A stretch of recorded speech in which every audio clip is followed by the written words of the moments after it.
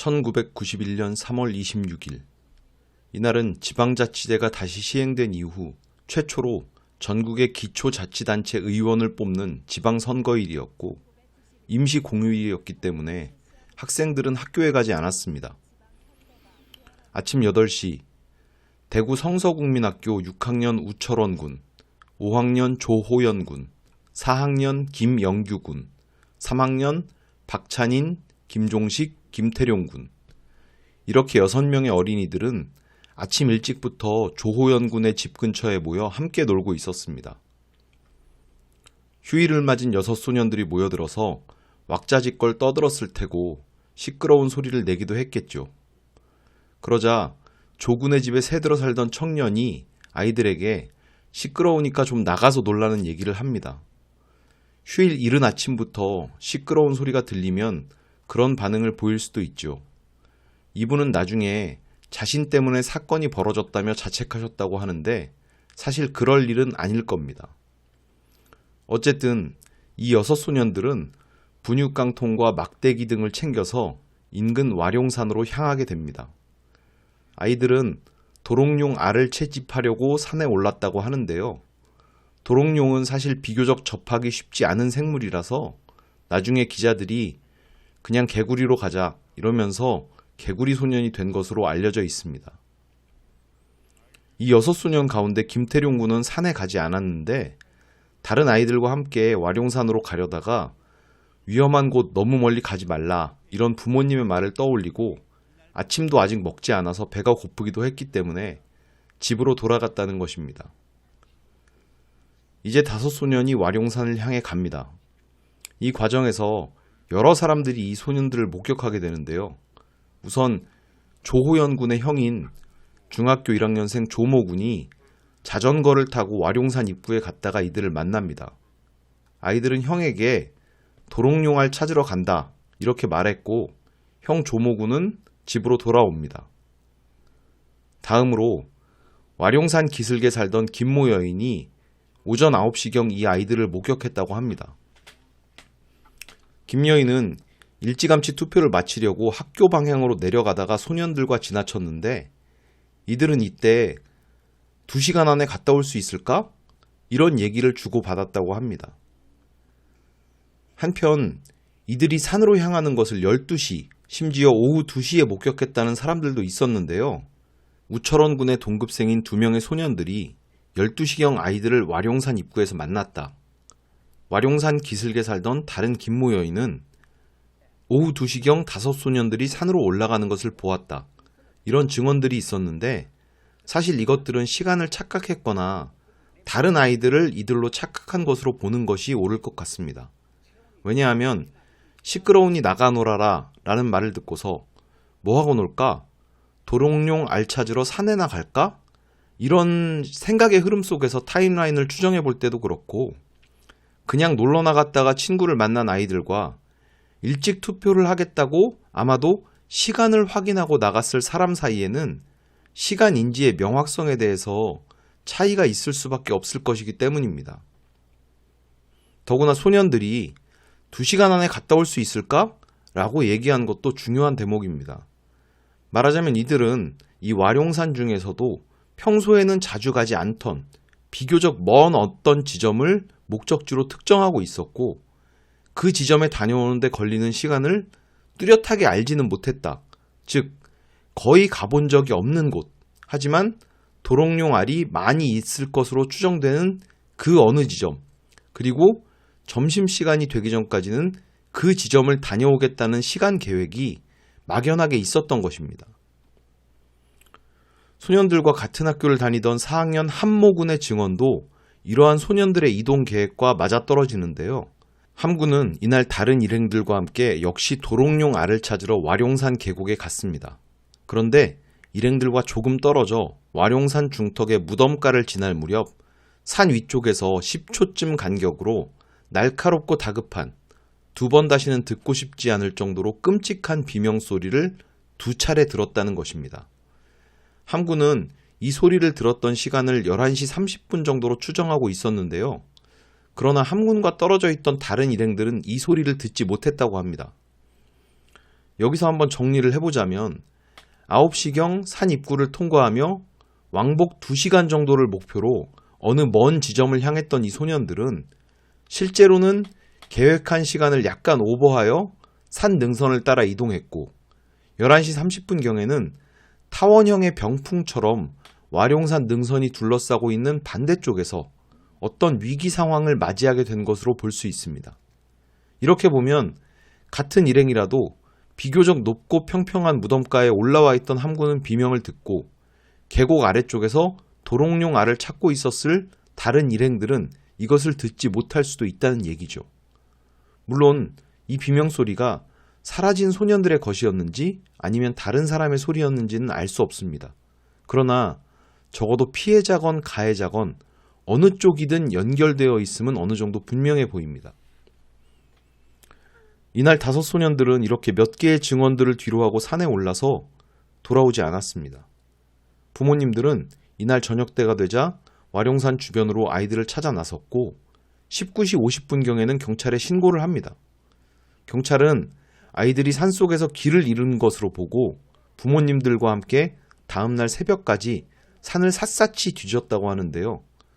이 시점에서의 수색은 아이들이 마지막으로 목격된 불미골이라는 지점을 중심으로 이루어졌다고 합니다. 이 수색에서 결과가 없자 경찰은 아이들이 집단 가출을 한 게 아니냐는 쪽으로 수사 방향을 잡았습니다. 당시만 해도 이런 실종에 대해서 강력범죄, 더구나 살인 같은 방향보다는 유괴되었을 가능성, 그게 아니라면 가출해서 앵벌이로 이용되고 있는 게 아니겠느냐, 이런 생각이 보다 일반적이었기 때문이기도 하고요.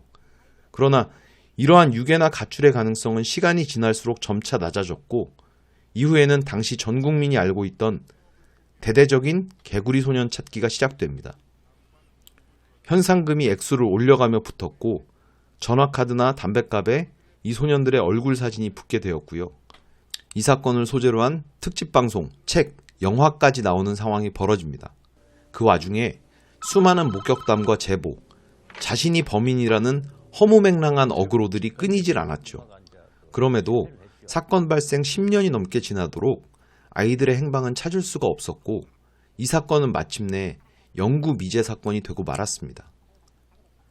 그런데 모두의 관심이 희미해졌던 2002년 9월 26일 사건 발생 11년 만에 이 소년들의 유골이 발견됩니다. 도토리를 주우러 와룡산에 올랐던 주민 오모 씨가 세방골 중턱에서 5 아이들의 유골을 발견하여 대구 달서경찰서에 신고하게 된 것인데요.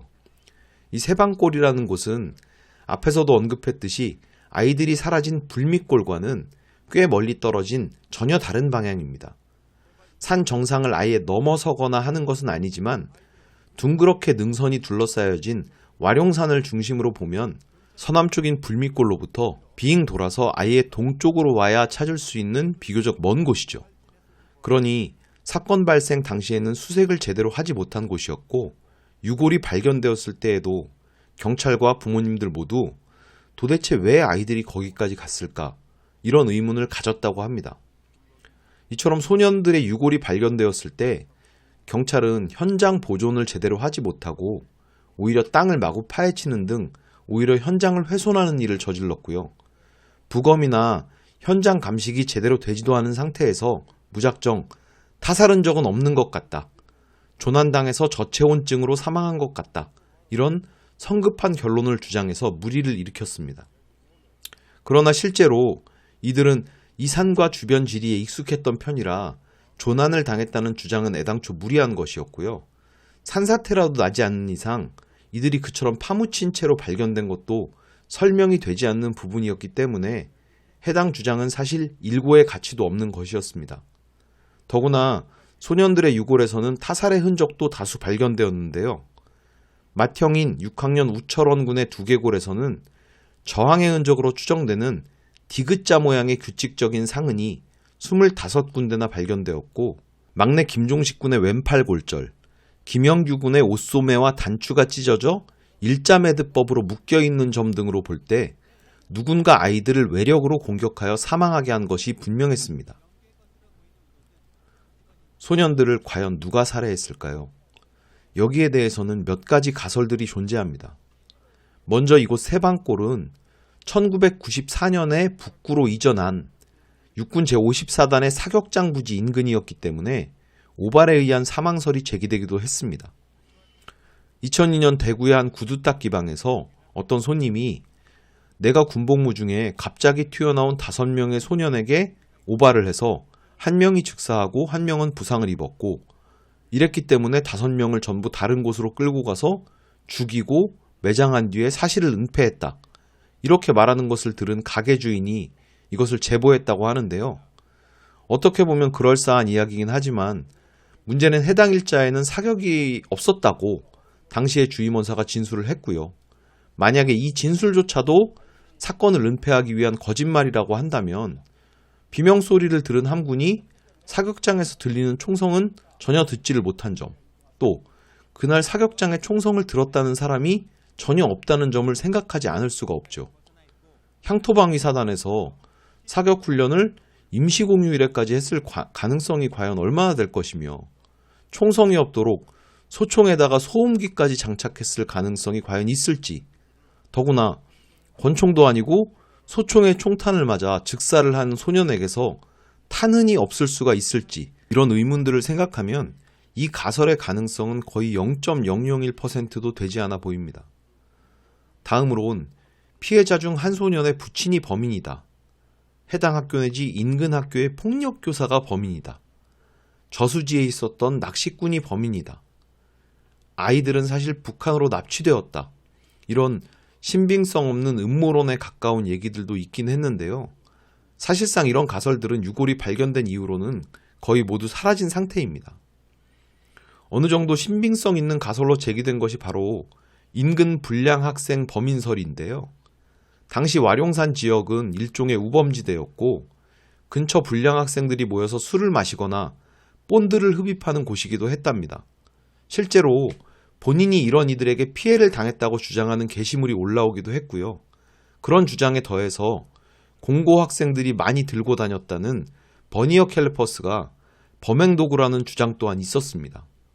이 가설은 그날 11시 30분경 2차례의 비명소리를 들었다는 함군의 증언과도 어느 정도는 맞아떨어지는 부분이 있는데 본드를 흡입하면 그런 비명에 가까운 괴성을 지르게 되는 경향이 있다고 하고요. 그래서 사실 그 비명은 피해자 소년들이 아니라 가해자인 불량학생들이 질렀던 것이다. 즉, 그 장소에서 가해자들이 집단으로 본드를 흡입하는 등 일종의 환각 상태에 빠져 있다가 우연히 아이들과 마주쳐 이들에게 폭력을 행사하다가 죽음에 이르게 한 것이다. 이런 내용입니다. 다만 이 가설은 몇 가지 치명적인 결함을 지니고 있습니다.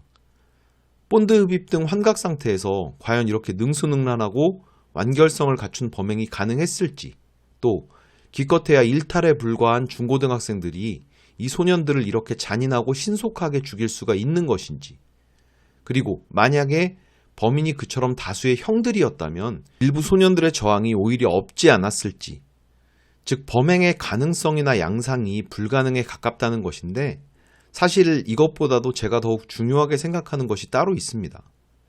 공범이 그렇게 여럿이었으면 과연 그 범행이 이토록 완벽하게 은폐될 수가 있었겠는가 하는 점입니다. 환각에 빠졌건 제정신이었건 다수가 공모해서 이와 같이 살해를 저질렀다면 그러한 범행에는 리더가 있고 추종자가 있고 또 마지못해 참여한 사람도 있게 마련인데 이들이 당시에는 같은 학교나 어떤 집단에 소속되어서 일정 기간 동안 그러한 공모에 따른 연대의식을 공유한다고 해도 시간이 흘러가면서 서로의 달라지는 입장이나 상황, 또 각기 다른 죄책감이나 불안감, 죄수는 아니지만 마치 죄수의 딜레마와 다름없어지는 상황 등으로 인해서 그 범행을 완벽하게 은폐하고 살아가기란 너무나 어려운 법입니다. 게다가 법의학 전문가들 역시 이 사건의 범인은 단독범이라는 입장을 고수하고 있으니까 본드를 흡입한 인근 학교 불량학생들이 버니어 캘리퍼스 등으로 우발적으로 범행했다. 이런 가설은 아무래도 가능성이 좀 희박할 것 같습니다. 다음으로 진지하게 무게를 두고 생각해 볼 가설은 난파 간첩설과 사이코패스 연쇄살인마설 두 가지인데요. 이 두 가지 가설은 함께 생각을 해보는 것이 더 나을 것 같습니다. 왜냐하면 이것들 각각의 한계가 분명하고 또 그런 한계 속에서 어찌 보면 서로를 보완해주는 관계에 있기 때문입니다. 우선 난파간첩설은 대부분의 조건을 충족합니다. 치밀한 범행 수법, 5명이나 되는 아이들을 통제하며 살해할 수 있는 과정, 또 구소련제 트렌치 나이프라는 범죄 도구의 높은 개연성 등 만약에 이 소년들이 와룡산에서 난파간첩을 마주쳤다면 이렇게 살해당한 것은 적어도 완벽하게 설명이 됩니다. 90년대 대구에 무슨 간첩이 있었겠냐 라고 생각되는 부분도 사실 없지는 않은데 와룡산 지역에는 당시에 안기부 시설 및 육군 제54단 등이 위치해서 전략적인 가치가 있는 곳이었다고 하니 간첩이 접근하지 말라는 법은 없었을 것 같고요. 다만 우철원군 두개골을 25차례나 가격한 등의 범행 수법에서 드러난 살인마적인 성향이나 또 이게 만약 간첩 소행일 가능성이 있었다면 당시 정권에서는 얼마나 우려먹기 좋은 소재였을 텐데 한 번도 언급 자체를 안 했다는 점 등이 좀 걸리는 부분입니다. 다음으로 사이코패스 연쇄살인마설 역시 대부분의 조건을 충족하는데요. 구소련제 트렌치 나이프는 한국에 없었지만 소위 똥망치 내지 깡깡이 망치라고 하는 범행도구 역시 유력했습니다. 즉, 이 똥망치를 소지하고 있던 범인이 누군가를 죽이기 위해 인적 드문 산에 자리를 잡고 있었고 그곳을 우연히 지나게 된 5소년을 겁박하여 차례로 살해하고 그중 저항이 있었던 아이들에게는 외상을 입혔고 나머지 아이들은 교살했을 것이다. 이런 범행 시나리오가 사실 가장 개연성이 높다라고 보아도 되겠죠. 그런데 법의학자들과 범죄심리학자들의 일치된 의견에 따르면 아이들은 살해되고 거의 시차를 두지 않고 매장되었다고 합니다. 그 근거는 두개골이 눌려 변형된 형태와 함께 이 유골에서 발견된 파리의 알이 부화하여 구더기가 되었다가 성체파리가 되어 날아가는 시간적인 사이클 속에서 매장된 시간을 추정해내는 과학적인 방식이라고 하는데요. 이것에 따르면 소년들은 짧게는 사망 후 8시간, 길게는 14시간 이내에 매장되었다는 것입니다. 즉, 아이들은 실종된 당일에 살해되었고 같은 날 매장되었다고 봐야 한다는 것이죠. 이 말은 사실상 매장을 할 수 있는 도구, 예컨대 삽, 곡괭이 또는 야전삽 이런 것들처럼 땅을 파고 이들을 매장한 뒤 다시 덮을 수 있는 도구를 살인 당시에 이미 휴대하고 있었거나 아니면 적어도 지근거리에서 가져올 수 있는 상황이었다는 것을 의미합니다. 그렇다면 사이코패스 연쇄살인마는 아이들의 시신을 매장하기 위한 삽이나 야전삽 같은 걸 소지한 채로 현장에 있었거나 아니면 가까운 거리에 거주해서 아이들을 죽이고 얼른 집에 가서 매장할 도구를 가져왔다. 이런 얘기인데 사실 유골이 발견된 위치에서 가까운 마을에 사는 누군가가 이런 식으로 범행했을 가능성을 경찰도 이미 고려했고요. 그렇기 때문에 조사를 했지만 특이점이 발견되지 않았던 부분입니다. 그렇다고 해서 멀리 떨어진 곳에서 온 연쇄살인마가 오늘 누구 죽일지도 모르니까 일단 묻을 삽을 갖고 가보자 하는 것도 영 이상하고 또 오고 가는 길에 누군가의 눈에 확 띌 수밖에 없는 일이고요. 이렇게 보면 가능성은 단 2가지로 압축됩니다. 첫째, 모종의 목적으로 와룡산 일대를 정찰하던 난파 간첩이 이것을 수상하게 여긴 아이들을 죽여야겠다고 판단해서 아이들에게 겁을 주어 일단 통제를 했지만 이 과정에서 우철원군 등 일부 소년이 거기서 벗어나기 위한 시도를 했고 5명의 소년들을 동시에 제압하기 어려웠던 상황에서 다소 과도한 대응을 해서 많은 상흔과 비명을 남긴 채 살해를 하였고 이후에 현장을 정리하고 매장하였을 것이다. 둘째, 예컨대 이미 토막살인을 한 사체의 일부를 유기한다거나 하는 목적으로 등산객을 위장하여 상당한 장비를 갖춘 채 와룡산을 찾은 사이코패스 살인마가 목적을 실행하던 과정에서 아이들에게 목격을 당하였다. 그렇게 되면 그 이유는 난파 간첩의 경우와 그리 다를 것 같지 않고요. 첫 번째든 두 번째든 살인 그 자체가 당초의 목적은 아니었을 거라고 봅니다. 즉, 어떤 식으로든 범인이 범행 이전에 한 어떤 행동이 이 소년들에게 목격을 당하거나 방해를 받았거나 해서 살해해야겠다, 죽여서 입을 막아야겠다 이런 우발적인 상황이 조성되었을 것이고 그러한 우발적인 살인 이후에 뒤따르는 현장 정리나 매장하여 은폐하는 등의 행동이 가능하도록 현장에서의 도구와 충분한 경험이 이미 갖추어져 있는 범인이었을 것입니다. 임시공휴일을 맞아 산에 도롱뇽알을 찾으러 갔던 한창 호기심 많았을 나이의 소년들이 이러한 범인을 마주친 것은 너무나 안타까운 일이기도 하고 참 운이 없었다는 말 이외에는 뭐라고 해야 좋을지 모를 일입니다. 사건 실화 오늘의 사건 파일, 개구리 소년, 성서초등학생 살인 암매장 사건은 여기까지입니다. 감사합니다.